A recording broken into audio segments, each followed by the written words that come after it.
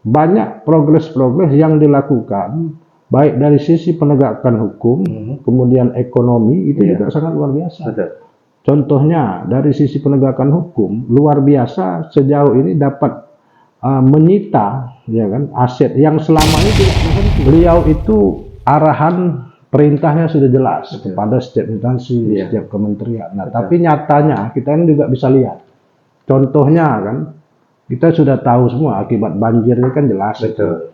Karena kayu itu tidak mungkin turun dari langit gitu loh. Betul. Sudah itu kayu itu bukan dia roboh karena banjir. Betul. Masa karena banjir dia terpola dengan baik, potongan-potongan. Nah, artinya kan ini jelas dugaan pembalaan. Artinya yang punya kewajiban di bawah ini dalam hal ini kan Menteri Kehutanan harus tegas.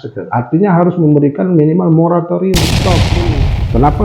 Kenapa solar begitu sulit gitu, sehingga kan dampaknya kan besar. Kemudian ekonomi tidak berputar karena terhambatnya sopir-sopir truk untuk mengantri, kemudian jalan juga menjadi macet.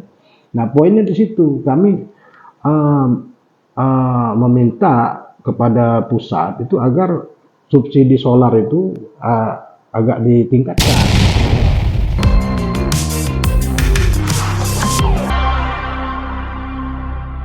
Assalamualaikum warahmatullahi wabarakatuh. Masih bersama saya Taufik Usman dalam Lentera Demokrasi. Kepemimpinan Presiden Prabowo dalam kurun 1 tahun lebih ini menuai pujian ya dari berbagai pihak. Bagaimana Presiden Prabowo dinilai sangat concern terhadap persoalan masyarakat. Yang teranyar program MBG ini menyentuh sekali. Bagaimana program ini sangat membantu tidak hanya para siswa ya, namun juga bisa menggeliatkan ekonomi sektor UMKM yang notabene ini bisa menyerap tenaga kerja yang sangat banyak. Dan kita memang sangat menarik bagaimana Presiden Prabowo, termasuk juga bagaimana beliau menangani persoalan bencana yang terjadi di Sumatera ya, Aceh, Medan, dan juga di beberapa tempat lainnya. Bagaimana beliau langsung turun ke lapangan, langsung berdialog, bahkan langsung memberikan solusi untuk membantu dan meringankan penderitaan rakyat Indonesia. Ini mendapat acuan jempol, dan ini juga bagaimana stressing dari Ketua Jaringan Merah Putih 08 yang dulu memang sangat concern mendukung Gibran Prabowo untuk menjadi RI 1 dan RI 2. Bersama kita saat ini sudah ada Bung Dr. Kandidat Jasmadi Pasmaindra SHMH. Beliau adalah Ketua Jaringan Merah Putih 08 wilayah Sumatera Selatan, yang di awal tadi sudah sangat kita prolog, sudah sangat concern ya terhadap kepemimpinan Presiden Prabowo. Nah, untuk mengetahui bagaimana kiprah daripada juga Jaringan Merah Putih, termasuk juga bagaimana garis politik terhadap dukungan ke Presiden Prabowo, akan kita kupas lebih jauh dengan Bung Jasmadi. Beliau disapa sehari-hari adalah Bung Jasmadi. Bung Jasmadi sehat ya? Sehat. Alhamdulillah. Ya. Bung Jasmadi, seperti di prolog tadi, kita sudah menjelaskan bagaimana Presiden Prabowo mendapat apresiasi ya yang sangat tinggi. Tidak hanya rakyat Indonesia, namun juga dunia luar mengakui kepemimpinan beliau. Termasuk juga bagaimana pendekatan yang dilakukan Presiden Prabowo terhadap masyarakat Indonesia ini dinilai sangat humanis. Nah, Anda sebagai yang dulu dan sekarang menjadi salah satu relawan pendukung fanatik Presiden Prabowo, Anda melihat figur Presiden kita seperti apa gitu, Bung Jasmadi? Oke, terima kasih Bung atas waktunya di podcast ini. Jadi saya juga coba cerita dulu bagaimana terbentuknya Jaringan Merah Putih 08. Nah, ini adalah cikal bakal waktu itu pada saat proses kampanye Bapak Prabowo dan Mas Gibran. Jadi banyaklah beberapa relawan sehingga ada satu organisasi relawan yaitu Jaringan Merah Putih 08. Nah, kebetulan saya diberikan mandat dan dipercaya untuk menjadi Ketua Jaringan Merah Putih 08 Sumatera Selatan. Jadi setelah mendapat mandat, saya mencoba menghimpun kawan-kawan dari berbagai macam kalangan, ada aktivis, mahasiswa, ada dari LSM, ya kan, kemudian juga tokoh-tokoh di Sumatera Selatan. Sehingga pada saatnya waktu itu kami melakukan deklarasi, terkumpullah semua di 17 kabupaten kota, yaitu KSB, kan, Ketua Serikat Sebelah.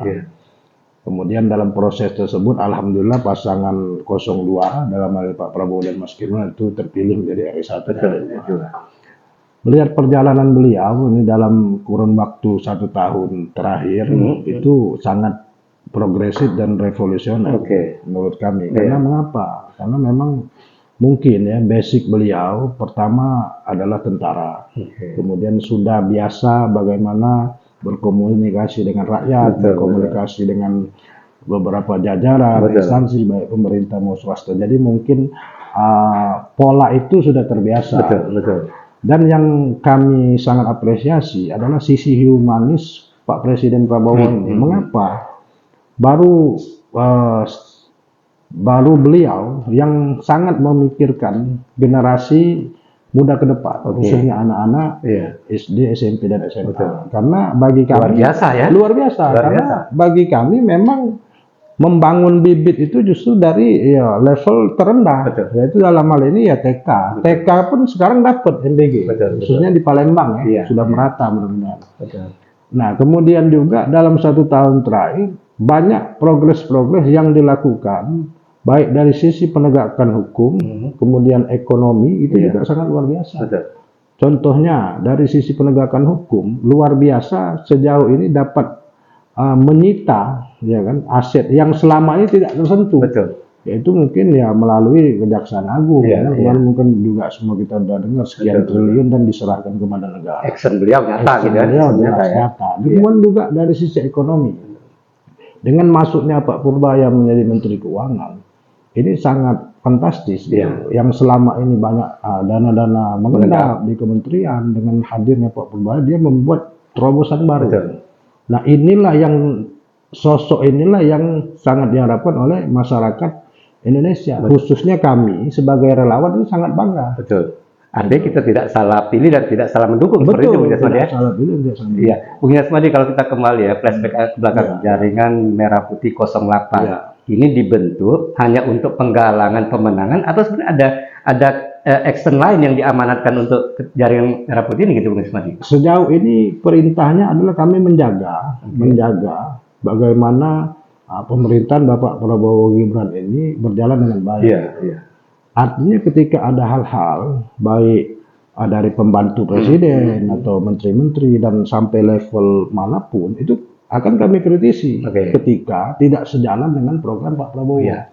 Karena kan kami melihat beliau itu arahan perintahnya sudah jelas kepada setiap instansi, setiap kementerian. Nah, tapi nyatanya kita kan juga bisa lihat. Contohnya kan kita sudah tahu semua akibat banjir ini kan jelas.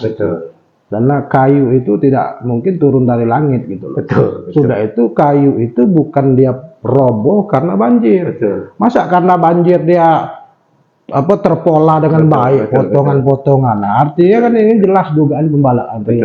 Artinya yang punya kewajiban di bawah ini dalam hal ini kan Menteri Kehutanan harus tegas. Artinya harus memberikan minimal moratorium, stop dulu. Nah, yang untuk menanam sawit, yang tebang pohon diganti gas itu harus di stop dulu. Artinya Anda ingin menjelas bahwa yang di bawah harus bisa menerjemahkan pemikiran Pak Prabowo seperti itu, Bung Yasmadi ya? Betul sekali. Bung Yasmadi, kembali kita kalau berbicara masalah konten lokal ya, Sumatera Selatan. Nah, ini peran apa nih yang diambil oleh jaringan Merah Putih 08 gitu? Ya, sekarang kan lagi fokus penambahan jalan tol. Artinya progres jalan tol itu tetap diteruskan di pemerintahan Pak Prabowo Gibran. Nah, ini kami sangat fokus dan konsen bahwasanya ini harus benar-benar terjadi gitu. Apa yang diharapkan dan dicita-citakan Pak Prabowo itu harus terjadi. Bagaimanapun kehadiran jalan tol itu kan akan mempermudah, menambah perputaran ekonomi kan, sehingga akan menambah PAD juga bagi Sumsel.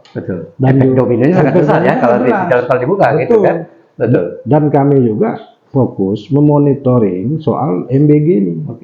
Jangan sampai jadi kejadian seperti kemarin kan ada yang keracunan anak-anak kan, jangan. Artinya kami fokus juga ke situ. Artinya pihak Anda juga sebenarnya mereport juga persoalan-persoalan yang ada di Sumsel ini gitu. Betul. Ya, kami juga mereport juga. Selain itu juga kami terkait penegakan hukum, bagaimana sistem peradilan di Sumsel, kami tetap report. Jadi ketika ada kendala, ada hal-hal yang tidak sesuai dengan prosedur hukum acara dan sebagainya, kami akan tetap report ke atas. Bung Yasmadi, kalau kita melihat KIS juga ya, bagaimana juga kemarin penerbangan, kumbala kalian seperti yang dikatakan tadi banyak seperti itu. Nah, di Sumsel mungkin apa penekanan yang dilakukan oleh jaringan Merah Putih sehingga persoalan yang di daerah mungkin jangan sampai terjadi berimbas ke kita gitu. Iya, ini kan suara alam, kan. Artinya jangan sampai juga di Sumsel terjadi yang sudah terjadi seperti di Sumbar, Sumut dan Aceh. Ini sudah menjadi tanda. Artinya ke depan yang bagi yang mafia-mafia yang suka membalak liar hutan itu mestilah stop sebelum alam nanti menjerit.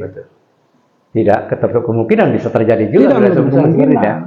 Bung, seberapa besar suara kita, suara jaringan Merah Putih 08 didengar oleh Pak Prabowo gitu, Bung? Ya sejauh ini ya alhamdulillah karena komunikasi ketua umum kami juga dengan pihak jaringan-jaringan istana itu tetap intens sehingga kami juga tetap komunikasi dengan ketua umum dan apa langkahnya. Intinya tetap sesuai perintah lah. Karena kan ketua umum yang komunikasi intens. Artinya masukan dari daerah tetap seperti itu. Betul. Ya, daerah. Bung, ini kan relawan sifatnya ya, ormas gitu ya, nanti lembaga informal. Nah, kalau pihak kita mereport persoalan Sumsel apa yang memang menjadi perhatian untuk dibawa ke tingkat pusat, ke tingkat Pak Presiden gitu, Bung? Ya sejauh ini kalau saya lihat itu kan soal minyak ini, soal solar kan. Solar itu sangat baru-baru ini saya dengar kabar ya agak langka gitu. Kemudian antrian. Kenapa solar begitu sulit gitu, sehingga kan dampaknya kan besar. Kemudian ekonomi tidak berputar karena terhambatnya sopir-sopir truk untuk mengantri, kemudian jalan juga menjadi macet. Nah, poinnya di situ kami meminta kepada pusat itu agar subsidi solar itu agak ditingkatkan di Sumsel. Bung, ini meskipun lembaga hanya ormas ya sifat seperti tapi ini kan tetap memiliki power ya. Artinya suara jaringan Merah Putih Sumsel ini tetap didengar juga di tingkat pusat ya. Bisa tidak terkemungkinan juga Pak Prabowo mendengar aspirasi yang bisa rekomend dari kita. Nah, ini sejauh ini kolaborasi yang dilakukan pihak Anda terhadap pemerintah, katakanlah di Sumatera Selatan, Ibu, agar katakanlah apa yang ingin disampaikan Pak Prabowo ini match di lapangan, ini apa yang dilakukan kita, Bung, dengan eksekutif mungkin atau instrumen lainnya gitu. Ya kalau dengan eksekutif sejauh tidak merugikan rakyat kami tetap apresiasi kan. Walaupun kemarin juga pilihannya agak berbeda kan karena pilihan partainya mungkin, tapi ketika beliau sudah menjadi gubernur yaitu bagaimanapun tetap gubernur milik rakyat. Walaupun kemarin partainya gubernur sekarang beda pilihan dengan kami gitu. Kami tetap apresiasi, tapi ketika itu tidak berpihak pada rakyat, kami juga akan kritisi. Seperti itu. Sifatnya ya baik dengan aksi demo atau surat langsung ke pihak terkait dan kami tembuskan ke pusat tentunya. Betul. Kalau persoalan yang urgent di Sumsel apa, Bung? Kalau pengamatan dari jaringan Merah Putih itu, Bung? Ya sejauh ini itu tadi aja solar ya agak sulit. Kemudian juga harus dipertegas soal misalnya jika ada temuan misalnya illegal logging, kemudian illegal drilling, itu harus penekanannya harus kuat dari pemerintah provinsi Sumatera Selatan. Bung, ini kan jaringan yang mungkin momentum kelahirannya waktu Pak Prabowo akan maju sebagai itu. Nah, ini artinya sudah 1 tahun lebih.